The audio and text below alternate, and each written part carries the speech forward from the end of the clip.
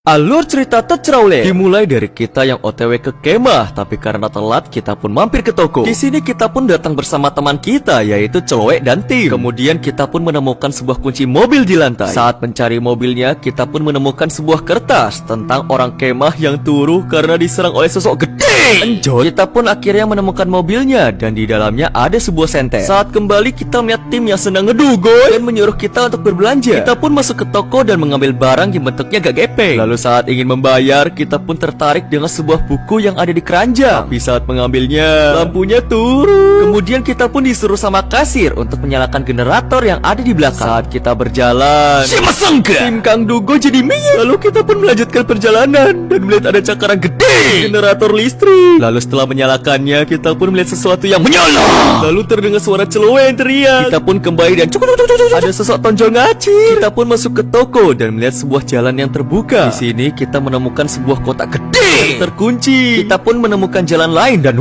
terdapat seseorang singa menembus. Lalu ada pintu yang terkunci. Kuncinya itu ada di dapur bagian gudang. Pas kita pakai, kita menemukan kunci kotak gede dan kertas tentang seseorang yang diganggu oleh guguk setelah mengambil sebuah buku. Lanjut, kita pun buka kotak gede dan di dalamnya ada kunci untuk pintu belakang. Saat kita keluar, ada kasir dan dia menyuruh kita untuk sembunyi di kabin. Di kabin kita melihat Celowe yang terluka. Lalu kita mendengar suara kasirnya yang teriak. Dia pun diturunin sama sosok ngacir. Sosok ngacirnya pun sekarang mau nyerang kita. Tapi selama kita di kabin, kita aman.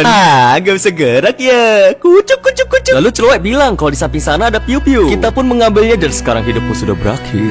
Siapa sangka sosok ngacirnya telepon. Santuy. Kita keluar bentar lalu kasih. Lalu balik ke kabin untuk membalaskan dendam kasir dan tim. Kita pun sosok ngacir turun. Akhirnya kita pun sama Celowe selamat. Subreken moitot.